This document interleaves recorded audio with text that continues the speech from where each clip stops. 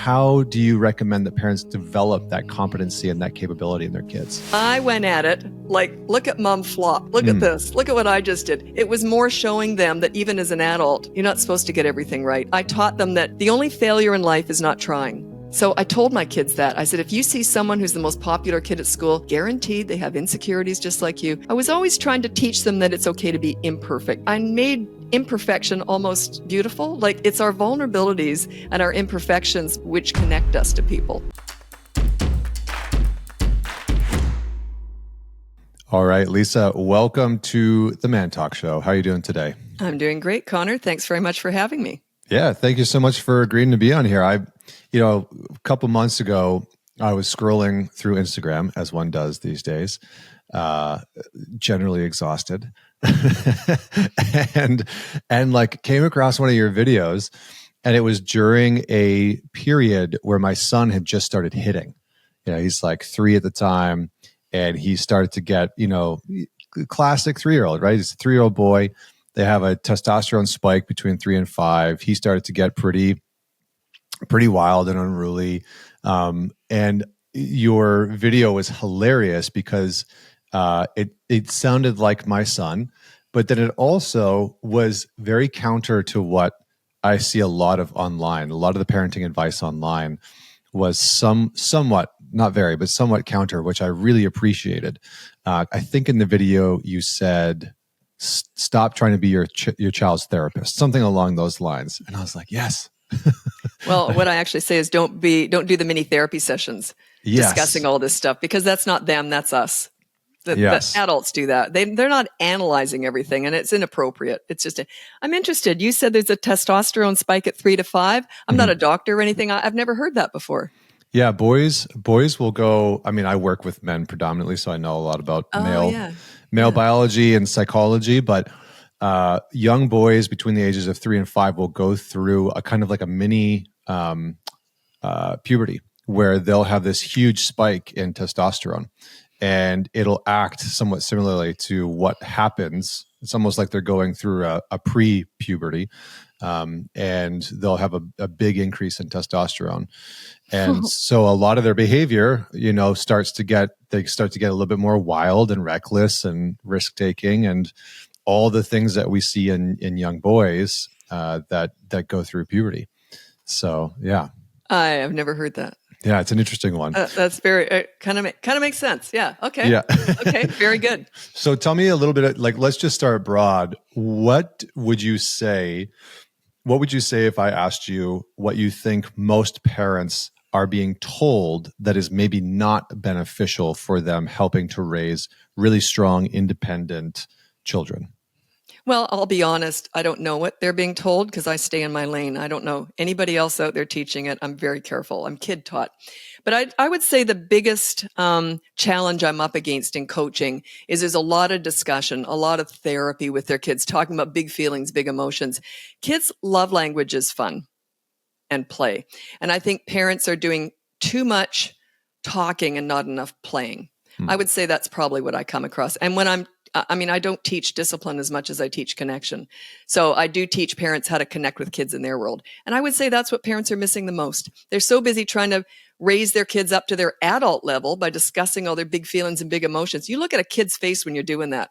Does he look more bored? I mean, come on. Could he look any more bored? Come on. Do you really want to do that to a little 3-year-old? Or, they're just looking at you. Yes, mommy. Yes, daddy. They're agreeing with you. They're mimicking you. But they're not, it's not going in there. It's not making any difference whatsoever. But you say to that kid, oh, look, that was bad. Here's your consequence. You can clean a window. Now, do you want to go to the park? Look at the difference. Are you going to get good behavior out of that kid or the one that you sit and lecture? So it's all the lecturing, the nagging, the berating them about the bad behavior. There's too much focus on what they do wrong and not enough on just connecting. That would say I would say that's probably the biggest thing I come up against in coaching. You mentioned that you don't really teach discipline, you teach connection. Can you just say more about the importance of that and why that specifically? Okay. To took me years to figure this out, but I thought, I teach leadership parenting. I just made this up myself. So what it is I thought, how do I explain this relationship? Because I was an incredibly crazy, goofy mother. And my mom used to always say, how do you do that? You're just insane. You're running around the house with underpants on your head, chasing the kids, but they respect you. And I didn't know how to answer that. But when you're connected with kids in their world, they feel great about themselves. That's my goal with kids. I want them to have really, really high self-esteem and feel wonderful about themselves. If I'm the source of that, how are they going to treat me? So it's not about getting them to like you. It's about getting them to like themselves. And when you're the source of that, they are all over you. They just want to be around you. They want to please you. That's what you're aiming for. You want to make them feel good. You don't want them to feel remorse and I'm sorry. You don't want to go down that shaming road. There's too much of that. I think that's the thing I see the most. Also, but I would equate my style most to a sports coach. It's a bit more personal. It's not like teaching, or a huge portion of my clients are teachers, principals, and child psychologists, which I couldn't do their jobs. And they're learners. That's why they hire me, because they want to learn as much as possible too. So it's not that they're struggling more, but they try to apply those same skills in their business at home. Parenting's different, but a sports coach is more personal. And a sports coach is fun. And have you ever had a really good coach, someone that just makes you feel great, but they still have rules, and you want to please that coach, right? And you can't wait to get to the game because you like the coach. He makes you feel good. That's sort of what I always aim for with kids, with parents, is that same relationship. I love that a lot. I think that's one of the reasons why I resonate with your message, because I've noticed in my son, my son loves playing with me. In the morning, it's trains, and he's got these stuffed animals he calls his friends, right? Like the dragon and the little lion. I'm always the lion, and he's got his dragon and the puppy dog, and we put them in a circle and we talk and we have friend time, and we snuggle with them, and then we wrestle, and after I'm done work we wrestle. That's all he wants to do with me all the time, is wrestle. And it's so interesting to see how much he engages with me and will listen. And if I'm not really in contact with him and in connection with him, then not disciplining his behavior, but like correcting some of the stuff that's like, don't fly your jet plane into my drywall and smash the shit out of it. Like, Why, what's wrong with that? Yeah, right, exactly. There's lines behind my couch in my living room. There's scratch marks down the wall. These like long lines where he's taking the nose of the jet plane and just scratched the wall. Yeah, well, you're a parent, so that's part of it. Yeah, that's part and parcel. Yeah. So I really appreciate that. I want to double back on one thing that you said though, which is about getting a child to like themselves, which I agree is super important. Self-esteem. Can you speak more to that? Because I think we're living in a time where so many kids are lacking in self-esteem, and a lot of parents don't really know how to support with that. I think we're raising victims, these self-entitled snowflakes with mental health issues. I saw that coming about 30, 40 years ago, that style of parenting. I call it the pleaser style.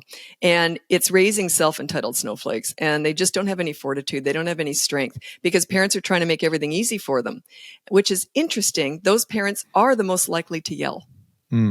Which is like, I've never yelled. I was never yelled at either. But those parents are most likely to yell because that parenting style is a disaster. Your dish rags, their dish rags, there's no strength in that. So, but yeah, I think that I always have three different departments. There's the authority, the old-fashioned authority. That's not a bad way to parent, but they will rebel in the teen years. Then there's the pleaser style, which is total disaster. There's no leadership or anything. And then the leader, they'll never rebel against a leader because you make them feel good about themselves. Now I'm going to tell the pool story. Have you heard this? It's such a I have, yeah, but go for it. I've told it so many times I literally can't hear myself saying it. Okay. And I try and mix it up. But anyway, it's a true story. My son was 8 years old and it was his birthday party. So I had, my husband took our daughter away for just a short period of time. So I was on my own with these little boys and there was 6 of them and we had a pool. So I said, okay, there's only one rule. There are 8, remember? And I said, look, Whaley cannot go in the pool. It's a big blow up pool. I didn't have a foot pump. I didn't want to take the air out. He was way over on the other side of the yard. And I said, Whaley cannot go in the pool because I can't see behind him. And all I'm doing is counting heads. 3 kids could die behind Whaley. Okay, blah, blah, blah. So go in the pool, have fun. Sure enough, one of the kids brought Whaley in the pool. So I said to him, Whaley, out of the pool now. I would not say please because it's not appropriate here. I said, Whaley, out of the pool now. And he said to me, no.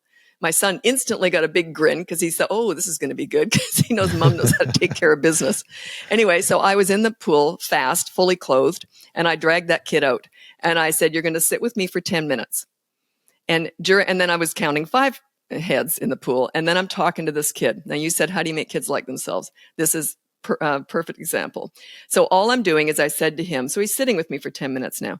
I said, oh, I saw you in the soccer game the other day. You got a goal. Way to go, buddy.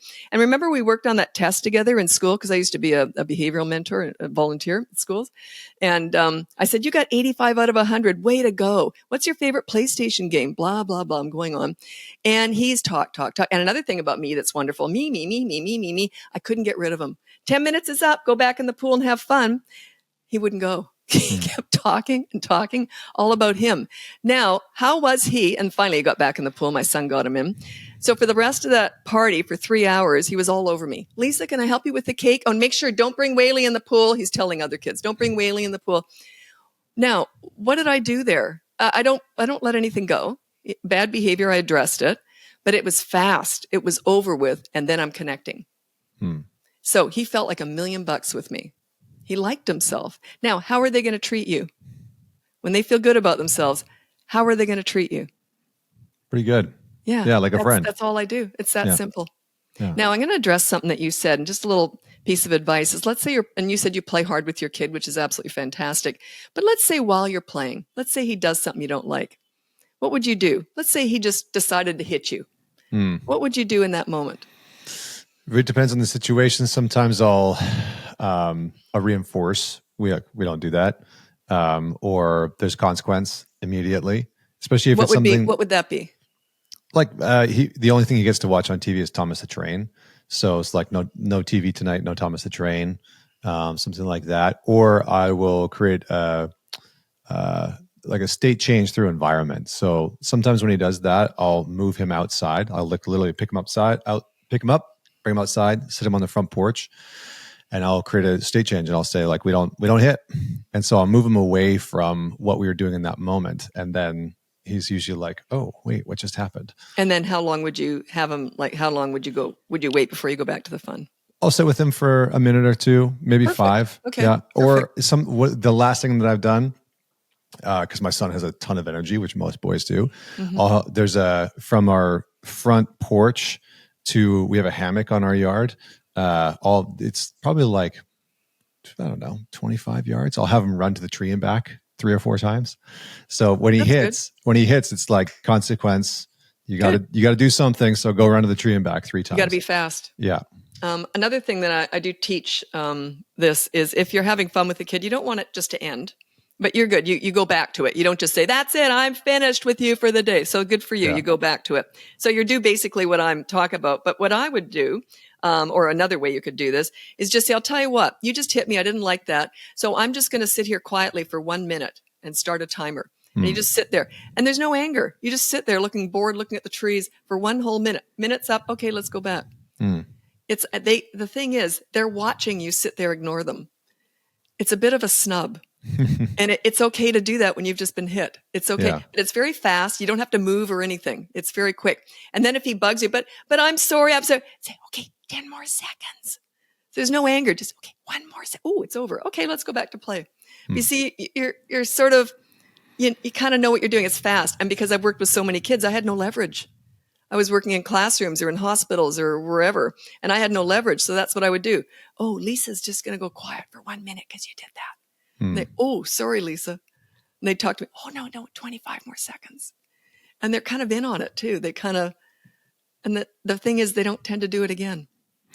What is it about the timer thing? Because my son is everything. Upset. Like if I'm having any trouble with him at all, timer.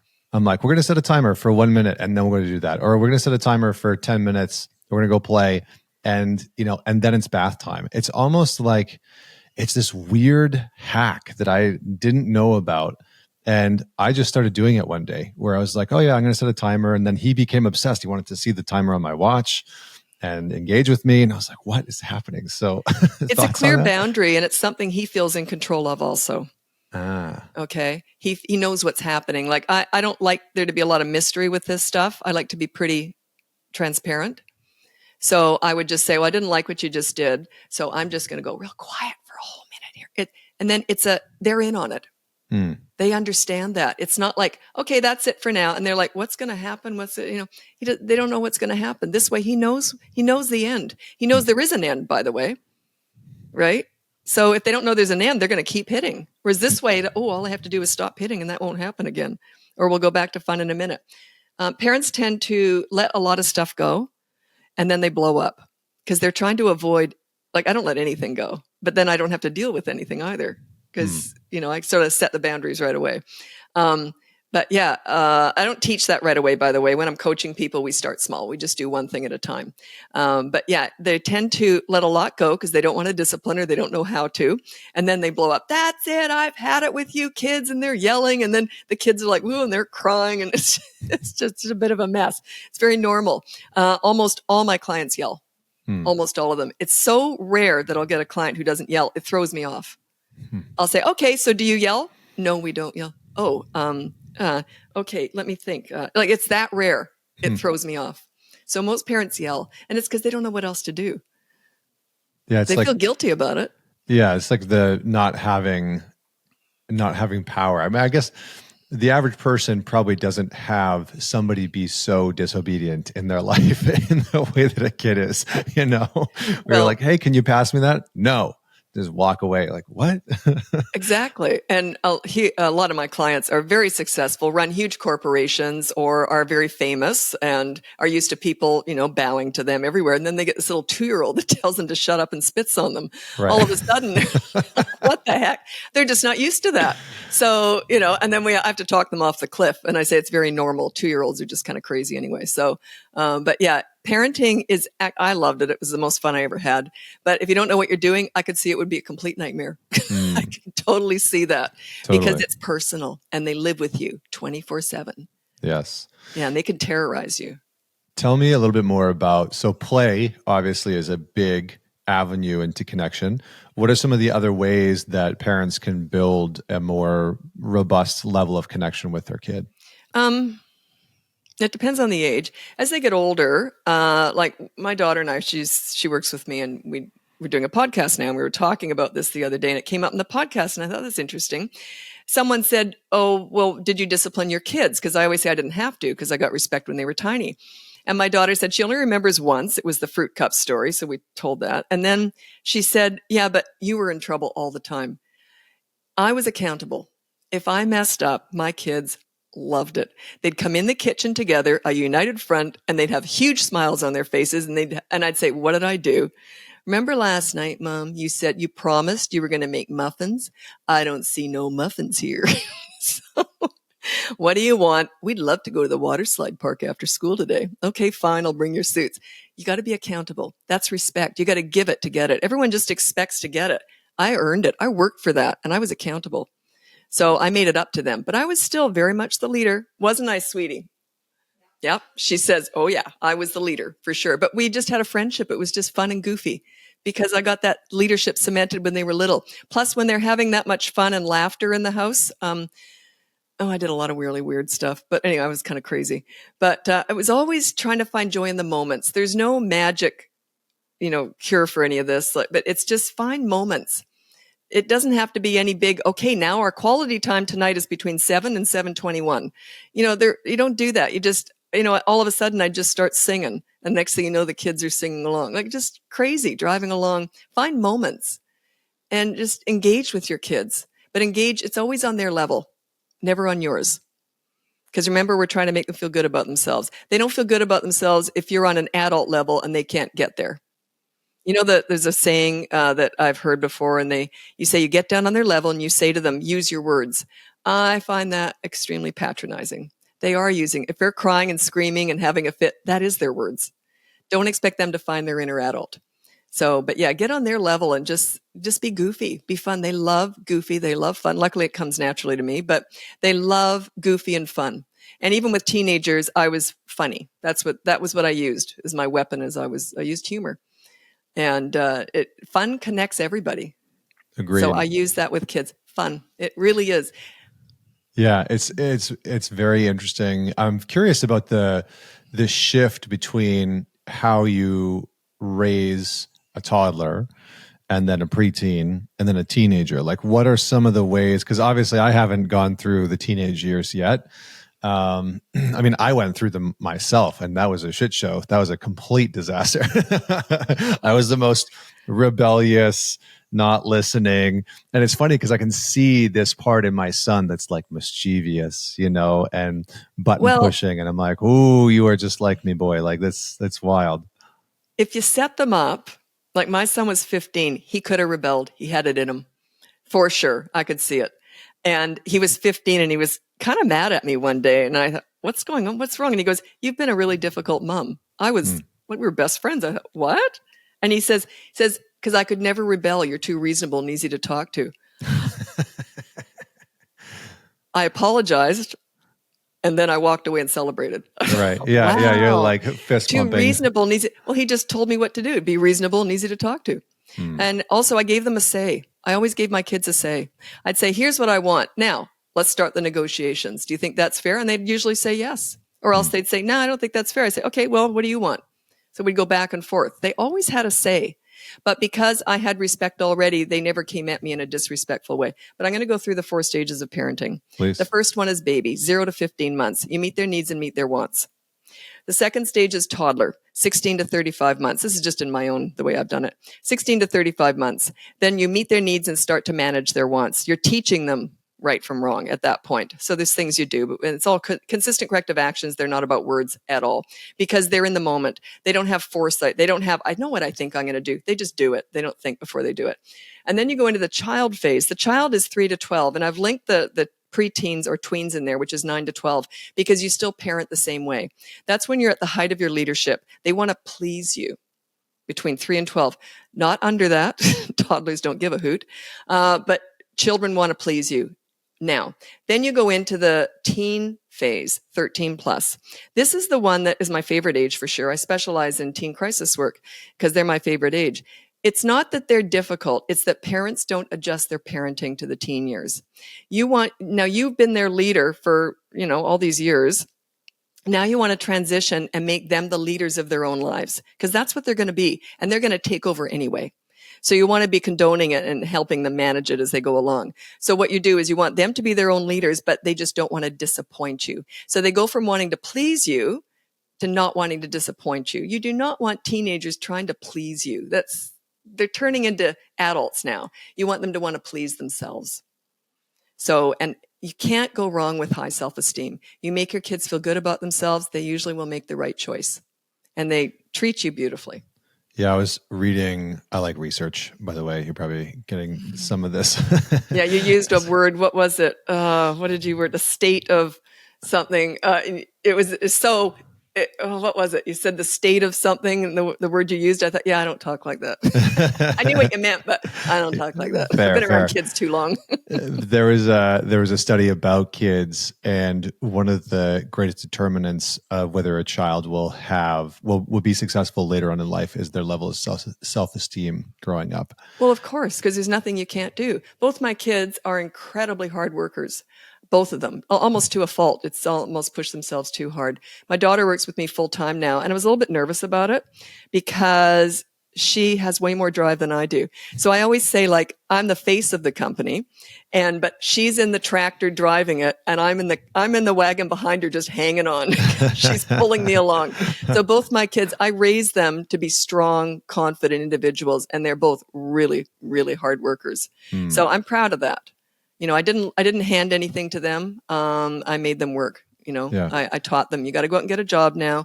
God, I hope you have to clean a public toilet. When they were 15, they had to get a part-time job. And they both did. It wasn't their job, but they both had to clean up some pretty horrendous stuff. Yeah. I worked at a petro can, pumping gas. And when I was 15, because I grew up in Alberta, just outside of Edmonton. And so that was not the best place. But at 15, you learn a lot of lessons there. So, but I wanted to go ahead. No, I was just going to say then anything after that is good, right? That's right. Yeah. After that, I mean, there was gravel pits after that and building sidewalks. So that's a little different. But on the self-esteem piece, what the research was talking about is that kids that have high levels of self-esteem are the kids that are competent. and that are capable. And so I'm curious for you, how can parents begin to support their kids in developing more competency, more capabilities? Like, because I think sometimes parents are afraid to let their kids, make the big mistakes, drop the dish, break the egg, like whatever it is.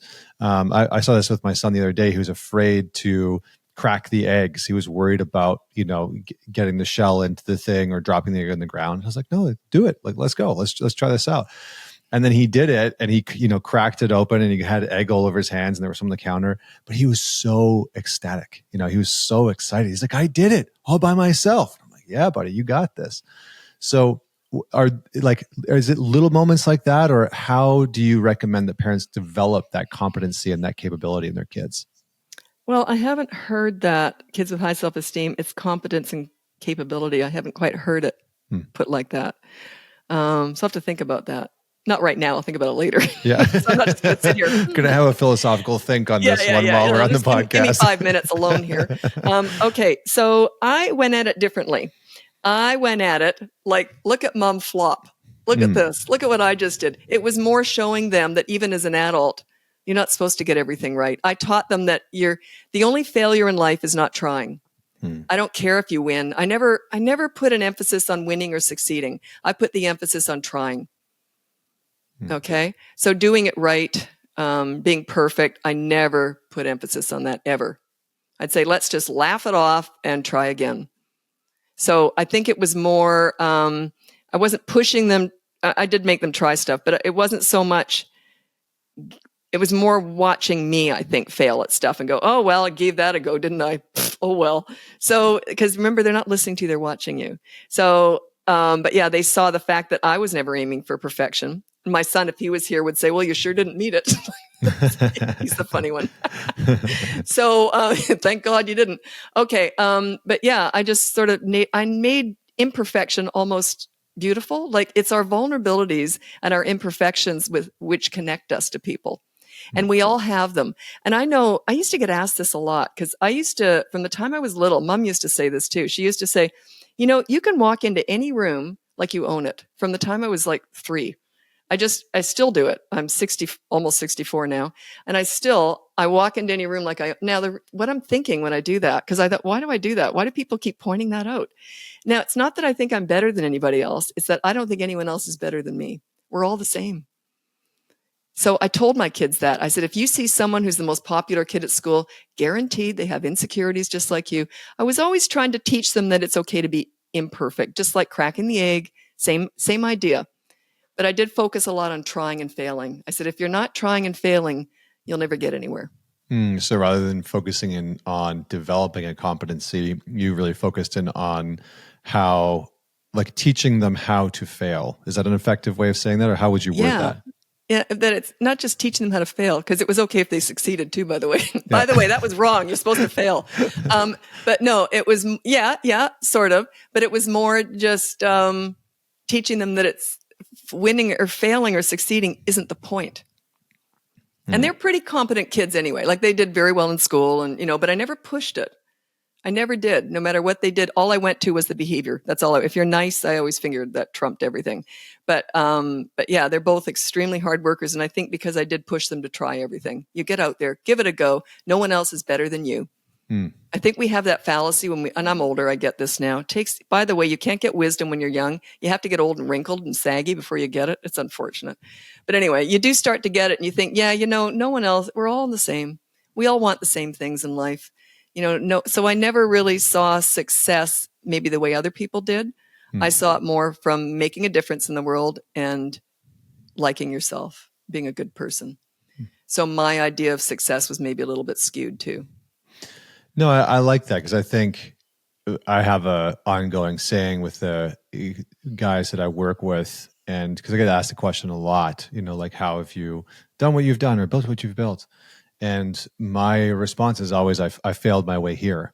It's really been through the failures. I was not a great student. I was not good in academics.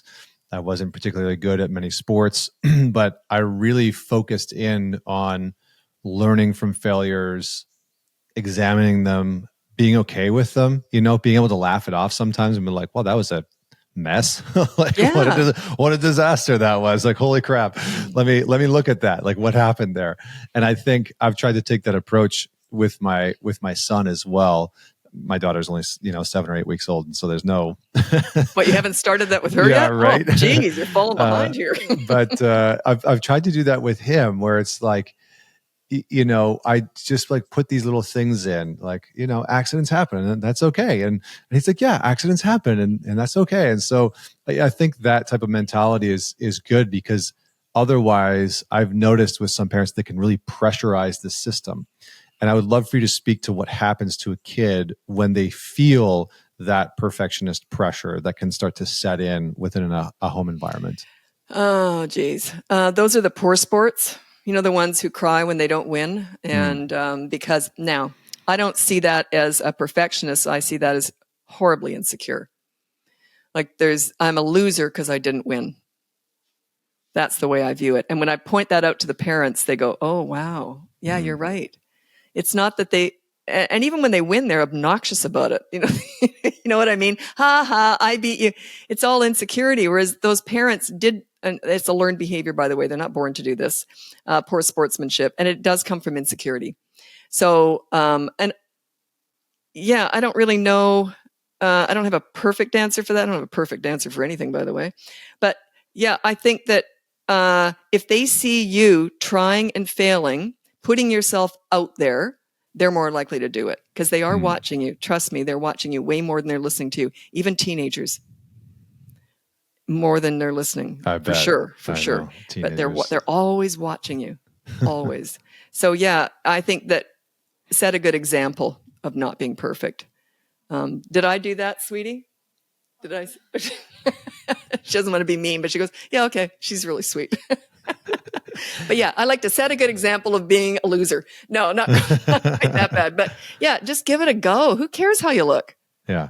Who cares? If anyone's laughing at me were you up here? Did you get up here and do this? Well, no. Someone asked me, I used to do a lot of public speaking back in the olden days. And someone said, how do you do that? Get up on stage? I'd be so nervous. They'd all looking at me. I said, no, they're not. Everyone's sitting there thinking, oh God, I hope this isn't agony. It's all about them. They're sitting there. They don't care what you say or what you do, so long as you entertain them and make sure they don't fall asleep, hopefully. But they're sitting there thinking, oh God, is this going to be agony? They're not thinking about you. They're not, they're not focused on you. I guess that's my thing, is that we're all focused on ourselves anyway. Like, that's why I don't mind entering a room. No one's really looking at me. They're all looking in a mirror. I used to teach aerobics, and I told this to my people who come into the class, and the new people were so self-conscious. And they said, oh my God, there's so many fit people in here. And I said, I guarantee you see all those people in the front row? They're only looking at themselves. They're not looking at you. Just give it a go. You go in the back and you get fitter than them one day, and then push them off aside. So just focus on what you're doing. Don't worry about what other people. Don't compare yourself to other people. That's one thing I would suggest. Also, parents do put a lot of pressure on their kids to do well. And unfortunately, they do it to make themselves feel better. Because they're not doing it for their kids. They're doing it for themselves. I could go on and on about that one, but I don't want to upset too many people here. But usually when people are pushing kids to succeed, it's usually their own ego. It's bragging rights. Yeah, say more. Like, my kid's so great at math, or like whatever it happens to be, and that's an extension of their own ego. Is that what you mean? Yeah. Why else would you say that? Yeah. Yeah, that makes sense. Right? Yeah. And my thing, I remember once years ago, my son was labeled as gifted, and he was offered this huge scholarship at 3 years old. I mean, huge. I turned it down, and I said, I'm not putting my kid in a special school. He'll end up with a rifle on a tower one day. I said, I'm just not going to do that to him. So anyway, and when they're gifted, by the way, people seem to think, they're special, they're golden. No, their brain just works differently in a certain way. It doesn't make them better people. Anyway, this is the funny part. So I took him to the mall after that, and he was 3, and it was his very second to last tantrum he ever had. Threw himself on the floor, had a tantrum, and I looked at him and I go, yeah, you're gifted, all right. Like, that's gifted. But yeah, now bragging rights, that's why people like talking about grades. Think about it. If I was talking about my kids, it was usually they're fun and they're funny. And they did very well in school. So I didn't talk about it. Because who cares? Are they nice? Are they fun?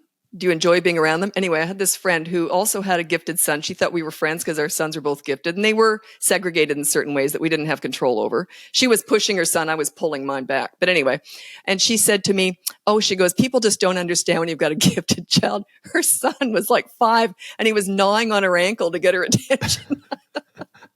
And here she's bragging about him being gifted. And I'm like, oh my God. Like, it's just so crazy. Like, it's not a well-rounded thing, but it's measurable. That's why people really push their kids to get good grades. If being nice was measurable on a scale, they would focus more on that, wouldn't they? 100%. Think about it. It's kind of controversial, but I've been doing this for a long time. So that's why parents like talking about grades. I don't disagree at all. And I feel like that's a different podcast conversation, because I think education is going to radically change with AI when you'll have a PhD bot in your pocket that can teach you anything about quantum mechanics to calculus to philosophy and beyond. I think it's really going to change quite a bit. But I want to go back to maybe some tactical pieces for parents that are struggling with their kids between those age brackets that you talked about. And maybe we can just go, under 3 to 12, and then teenage years. So if you have a kid that's under 3 and, you're a parent that's listening to this and you're struggling to connect, or, your kid's throwing tantrums constantly, maybe we just touch on that one. Like, what should a parent do when their kid's throwing a tantrum? This is when people come to hate me, and I'm all for it. Is tantrums need to be ignored. A tantrum is a loss of emotional control at not getting their own way. You do not need to validate that. So what I do is I always say, get the nail file out and just file your nails and look away. You just let them have the tantrum. They may be hanging on. I love you. Nobody loves me. I'm filing my nails. No way would I look at that. They'll do anything to pull you into that. Now, I always say, stay on the high road. Let them go on the low road. That is the low road. Don't meet them down there. Now, here's the thing. As soon as they're done with the tantrum, then you look at them and you say, oh, you all done? Okay, let's go read a book. You see, you reward the calm, you ignore the crazy. So a lot of parents react, and a leader doesn't react, a leader acts. I'm acting, I'm waiting for them to join me on the high road. I don't join them on the low road. Now, this just works. It just does. But if you have history with your kids, they're going to remember the old you that they could pull in. They're going to get worse before they get better. And that's normal. But tantrums, you can't get rid of them right away, but they will minimize in frequency, intensity, and veracity diminish over time. But if you keep feeding the tantrum, it will grow because you're validating it and it's getting what they want. They want attention. Attention is fertilizing it. So you've just got to learn to ignore it. So that's under 3, just with tantrums. But everything else, they're about consistent corrective actions. And discipline should be very short, very quick. Oh, I didn't like that. Okay, so I'm going to take this toy away and put it away, and just for the afternoon or whatever, whatever's appropriate. And then let them have their fit. As soon as they're finished with their fit, because remember, the fit scenes, meltdowns, and tantrums are the lessons. That's when they're learning. Don't interrupt that process. If you interrupt it and try and help them self-regulate, which is garbage, but anyway, you can't self-regulate someone else. It's ridiculous. The only way that you could make them stop a tantrum is by giving them what they want. Part of what they want is attention. So you've just taught them to keep having tantrums, right? Interesting. So, yeah, no, it's just. Well, I think it's interesting because I think one of the things that is out there with like the gentle parenting movement or any of those types of things is this sort of, you have to co-regulate with your child. And I think what's interesting about what you're saying is that is a form of regulation, that you're holding this frame of, I'm in the grounded, regulated state. Because I see a lot of these like videos online, and not from anybody in particular, but just these videos online of like, oh, when your child's having a tantrum, then get down and wrap your arms around them and practice breathing and like all these types of things. And what I find interesting is like my son does breath work with me. He stretches with me in the morning. I do those things as a regular habit for my own personal benefit. He does them with me sometimes. And sometimes he will breathe in through the nose and out through the mouth if he's starting to spin up. If he's in a full-blown tantrum, there's no way in hell that he's listening to me go like, breathe in through your nose, breathe out through your mouth. It doesn't work because they're their emotional system, which I think is the limbic system, is completely hijacked. Their nervous system is just gone. They're off the charts. And it's almost like the analogy is if you're married or you're in a relationship and your partner has just gone off the deep end and they're like losing it, and you're like, just take a breath in through your nose. Just calm down, honey. Just calm down. It's like that's not going to do anything, right? So, well, it might do something. You might get a slap across the face for that. Right. Just calm down. Right. Yeah. So, but I like what you were saying, because I think in some ways you are holding that space of this is the regulated, to use the sort of like modern therapy speak terms, this is the regulated space. But they have to learn how to do it. Right. You can't do it for them. I think that's the big mistake people are making, that you can do it for them. You can't. Once they've gone off the cliff, you can't help them. They have to climb up all by themselves, and they will. So see, when you're talking about teaching competency, though. You're talking about teaching competency. Of course, it's all driven. It's all pride. It's all self-discipline. That's why I never disciplined my kids. They had it in themselves. They got it from like time they were 3.5. There was no discipline after that. Or for me, there was. I was always in trouble. But yeah, no, there was none. Anyway, okay. So, and then also what's important that we didn't hit on again, which I want to really focus on, is that when they're having a tantrum, it's very important that you're standing there, not on your phone, not having a conversation. It's important that they know you're standing there waiting for them to finish. You're still there for them. Don't walk away. I think that's mean.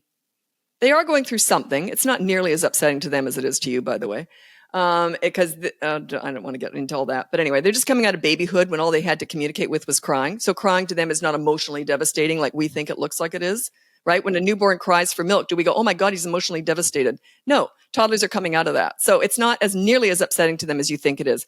Anyway, it's very important that they see you waiting for it to be over, but you're yawning, you're just waiting. As soon as it's done though, when it's over, oh, y'all done? You want to go read a book? Then you connect. There's no anger. And then you're rewarding the calm. Now, if there's nothing at the end of the tunnel as a reward, why should they stop? If you've walked away, where's the reward? We're not rewarding the tantrum, but we're rewarding getting yourself out of it. And don't go on about it. Never discuss a tantrum before, during, or after. Ever. Some of my clients are child psychologists. They will discuss that one for a while. But I stick to my guns with that. What's the point in discussing it? And could you imagine discussing with your wife if she had a fit over something? Oh, now, the other day when you were having a fit, was that really the right thing to do? Were you happy with yourself? You see what I mean? It's like that. But children can't articulate that is patronizing and making them feel bad.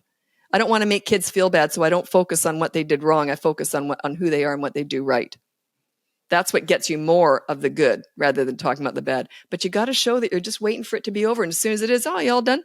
You don't say, okay, let's go get some candy. You just go, oh, you want to read a book? Or do you want to go help me make dinner? Or you're connecting. I need a hug. Nope. Do not console them, because then it makes you look like you felt sorry for them.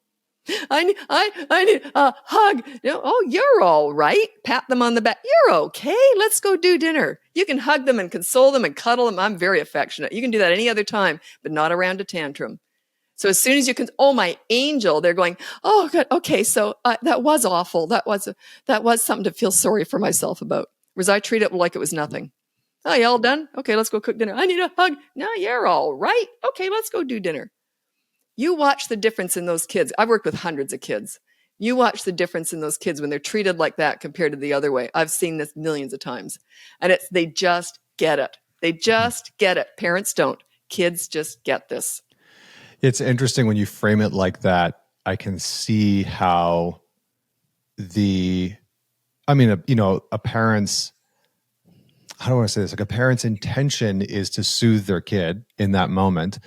But what a kid's probably receiving is reinforcement around that emotionality. And I can imagine if they're in a household where maybe they're not getting the type of attention or connection that they're wanting, then it's like, oh, this is a gateway. This is a conduit for me to get this closeness and this attention that I am craving for or desiring. Does that line up? Well, that's a really good point, because if your child, by the way, you throw a lot of big words in: conduit, limbic system. Just trying to keep up here. I don't know what he's saying. Anyway, I kind of do. I just don't like to admit it. Anyway, see, I play dumb. That's why my kids thought it was funny, because I was never trying to be holier than thou, right? I can't keep up to anybody, dumb mom. And they would always laugh. But anyway, okay. Now, the thing is, if you are damaging your child by ignoring a tantrum, and if they are being damaged emotionally, you got bigger fish to fry. You are not meeting their needs. If you are a very loving, affectionate parent, any other time, except around tantrum, and if that is damaging them, yeah, you got other stuff going on. You might want to hire me. That's other stuff is going on. So you can't damage them by just letting them have a fit, unless they're already damaged. Yeah. It can add to it. Because sometimes children, what's interesting, I don't want to get into this too much. I've studied kids for 50 plus years. But you look at kids in an orphanage in Romania or whatever, years ago. There's lots of documentaries in that. It's horrible. Don't watch it. It's so sad. Anyway, they don't even cry. Newborns don't even cry. What's the point? Isn't that interesting? Newborns stop crying after, I think it's a week or so. They don't even cry anymore. So sometimes, and I'm not saying that's what's going on with these parents, but if a child is really damaged, they often will not have a fit at all. So you got to know your kid. You got to see, are you hugging your kid? Are you loving them up? Do they feel loved? 99.999% of kids in this world, for sure, in our world, North America, are very loved, very well cared for. So ignoring a tantrum is not going to damage them. I know what damages. I specialize in crisis work. Ignoring a tantrum, from what I've seen, has never damaged a child. Now, I play hard with kids too. I build up a really good base with kids. When I'm working with them, I lead with fun. I lead with play. As soon as they act out, ooh, I didn't like that, I'll just go real quiet for a whole minute. Here's the timer. And they don't tend to do it again. But you got to play hard with kids. Connect with them. Connection is everything. It's everything. If you're not connected with them, ignoring a tantrum, yeah, probably would damage them. Yep, probably would. I'll agree with that. Last, because I can't believe how quickly this has gone, but maybe lastly, when because I'm thinking about the parents that are listening to this, and the dads that are tuning in and the moms that are tuning in, for those teenage years, all right, for the parents that are navigating and traversing the transition from the preteen into the full-blown teen, any advice, any insight of the do's and the don'ts, just simple tactical things that parents can keep a lookout for to maintain that really strong connection with their kids? I'm going to read out my top 4 tips for parenting teenagers. It's just to keep it simple. I got a million things, but it's just to keep it simple. Okay. Number 1, for sure. I would say probably about 3-4 years and up anyway, but certainly with teenagers, you listen to understand and show empathy. You don't listen to gather information to lecture with, or they will shut you out. If they want your advice, they'll ask for it. What they really want is what we want. We want a shoulder to cry on when we're complaining. Do we really want a friend to say, okay, here's what you should do? No, we don't really, do we? We want to be able to just unload. So listen to understand and show empathy. And then go silent. It's quite interesting because I'll coach parents. It takes quite a while. With teenagers, it's pretty challenging. So I'll say, okay, so then after you've listened, go quiet. And they say, well, that's agony. I know. Silence is golden right then. Go quiet. And just sort of look down, just sort of wait and see what they say. So they've just unloaded on you. They might say, what do you think I should do? If they do, this is what I always said to my kids. You're smart. You can figure it out. Let's talk about it. I always encourage them to figure out their own problems. I never wanted to solve I never told them what to do. I never wanted to solve their problems. I encouraged them to do it. So what you're doing is you're giving the teenager power and control over their own life. You're feeding that need. It's a need. They're turning into adults soon. Second one is negotiate as much as possible. Hey, I want your dirty clothes in the hamper from now on. What do you want from me? See what they say. When you come at them with this respect, they always come back respectfully. If you're new to this, they'll usually say, get off my back, leave me alone, never talk to me again. Okay, let's negotiate. but that's where you kind of want to go. Number 3 is don't sweat the small stuff with teenagers. If they do something stupid and it's not a big deal, say, well, that was stupid. Do you want to hear what I did when I was your age? Or do you want to hear what I did this morning? And laugh it off. If it's a big deal, then say, okay, what do you think we should do? Then you get involved, but you always bring them in on it. Don't tell them what to do. Bring them in on it. Number 4 is don't leverage the good times to discuss the bad times. I just added this about 6 months ago because so many of my clients would do this. I would teach them how to connect with their teenager who never talked to them before. They completely ignored them for the last 2 or 3 years. All of a sudden, they're out having coffee with their 17-year-old that I taught them how to do. I taught them how to connect. Then they'll say something like this. God, such a big mistake. And I always tell them ahead of time not to do it. You wouldn't believe how many still do it. Oh, I'm so glad we're out having coffee because the last 2 years has been hell. And they can't figure out why their teenager said F you and left. Right. They can't figure that out. They can't piece that together. Don't leverage the good times to discuss the bad times. Keep it all light and airy. Your vendetta or your payback to what they put you through will be when they have teenagers themselves and you can sit back and watch the show. When they complain to you, just go, oh, well. It's a very slow burn, but that is when you get paid back. Don't expect it to happen when they're still teenagers. So that's my best 4 tips for parenting teenagers. They are my favorite age by far because I know how to talk to them. I know how to connect with them. Once you do, they are lovely. You won't need curfews or anything. They're just lovely because it's mutual respect. And if I did something my kids didn't like, they'd say, I didn't like that. I'd say, okay, why? Tell me. And I would usually change because they never came at me unless it was valid. So I'd say, you're right. I was being ridiculous. You're 15. You're not 5. So yeah, okay. You see? Yep. It's respect.